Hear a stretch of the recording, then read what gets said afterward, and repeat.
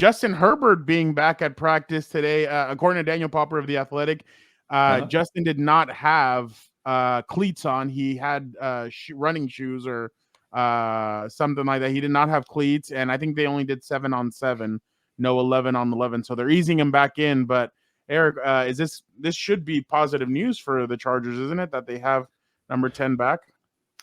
Yeah, well, I guess the first thing I do is check, Harbaugh's Gatorade bottle to see, what's going on there. And then the second thing I would say is it's obviously great news. I'm glad he heard music or, whatever was going on with, what's happening there at the practice facility. But I'm interested to see how they manage Herbert over the next 2 weeks, like in terms of his reps and how they ramp him up.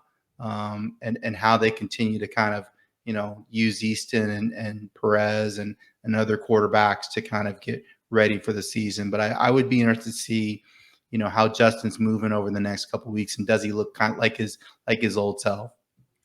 Eric, there is no other quarterbacks. It is now just Luis Perez, Easton Stick, and Justin Herbert. That's right, because Max was cut, correct? Yeah, he was cut today. So. And there was 3. And then there was 3. There should really be just one, because they are in trouble if Justin Herbert does not play a game. And I told Gilbert, Easton Stick, if he is cut, he's going to find a home. Oh, yeah.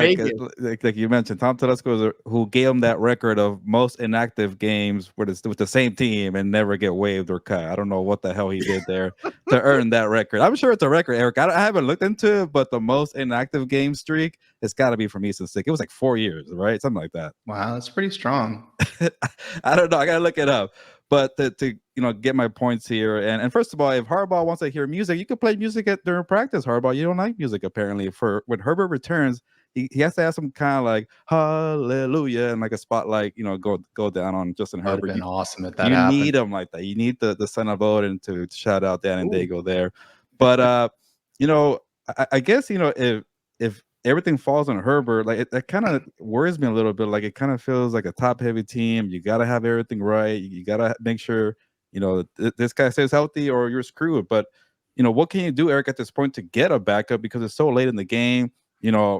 People, I don't know if I'm going to believe it, but I was in Denver for my training camp tour, and everybody was hyping up Zach Wilson there. So maybe you go trade for Zach Wilson, or like Fernando mentioned, go get a DTR from Cleveland. Do you kind of search the trade market, or you just roll the dice like Harbaugh's kind of doing right now and say Herbert's going to be healthy? We'll worry about the rest later.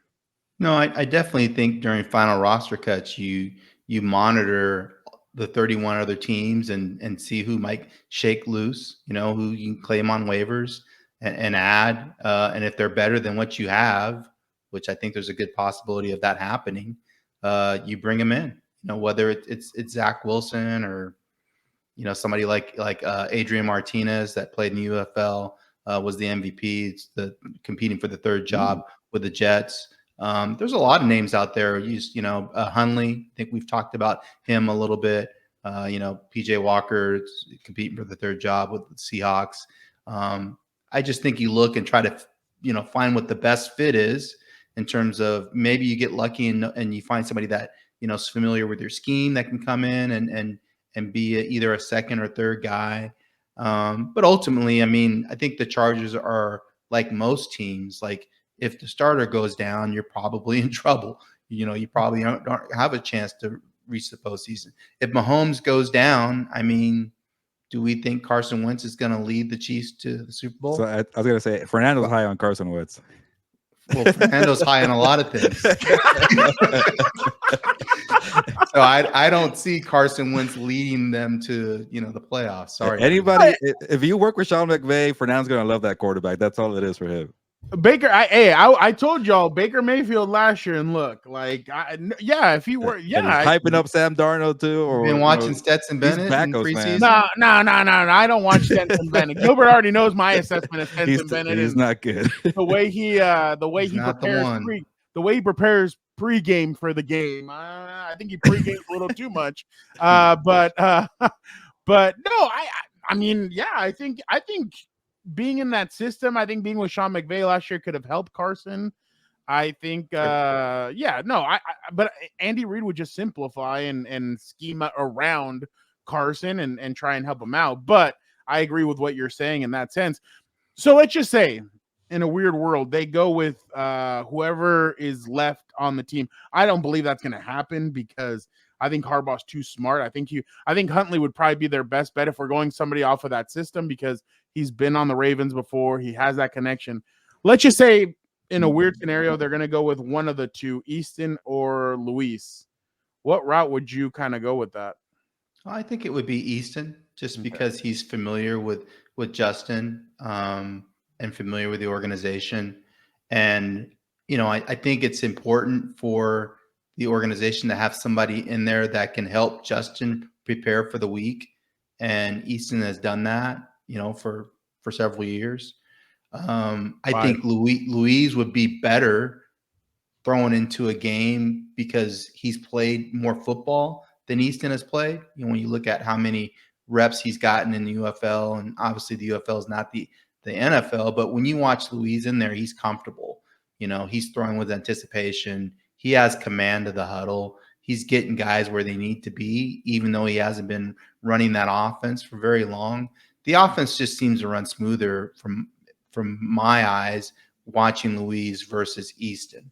I think he's a more accurate quarterback too. I think he puts the ball where he needs to put it, and Easton is missing on a lot of throws. That said, I feel like Easton is a better athlete, and usually when your backup's in there, you have backup offensive linemen, and they're going to have to run around a little bit. I know when I covered Mike Holmgren, he used to always say he wanted a more athletic backup, and that's why he always had Seneca Wallace, because usually when your backup's in there, the legend of Iowa State before Brock Purdy or Seneca Wallace.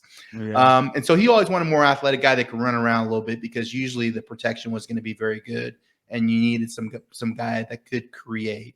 And so that kind of lends, to maybe Easton, being the guy that you can throw in there. But you also have to run your offense to fit his skill set. And I didn't really feel like Roman was doing that. I did feel like he did that last week. Yep. You saw more called runs. You saw more, movement of the pocket. And you saw some bubble screens and some short stuff to kind of give Easton some confidence, which I think helped him. He had that one drive until you home out the 1 yard line. But that was a good drive overall. It was a good drive. just keep the ball, Easton. He didn't finish, unfortunately. Let me ask you real quick, Eric. Just don't you feel like maybe the UFL should be something that teams can send their backup quarterbacks to? I mean, they would get the reps. Yeah, maybe they get hurt, but you could just, in a sense, you could go get another guy. But I feel like maybe that's where the UFL and the NFL should kind of partner up, where they send their backups. And not everybody's going to want to send their backups, but you send a guy like Easton to go get those reps that you're talking about. Mm-hmm. You go send NFL guys that you think, oh, that's my backup. But you know what? Maybe being in the spring ball, maybe that'll help them kind of elevate and get those reps. Do you feel like maybe that's something that the NFL should be doing and teams? I think they're working towards that. I think ultimately the UFL would like to get to that point, kind of like we have with NFL Europe, and you saw guys like Kurt Warner and John Kitna. They were still with their teams, but they would go play in NFL Europe and get those reps, and it really helped kind of them ascend in terms of their development.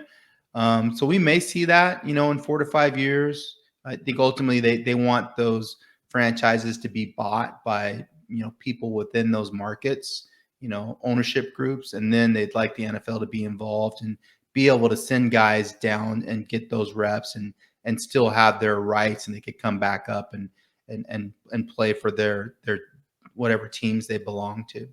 Hey, Eric, I'm up for getting Adrian Martinez with the Chargers. You get an Adrian Martinez and a Luis Perez, man. A lot of Latino names there in the quarterback room for the Chargers.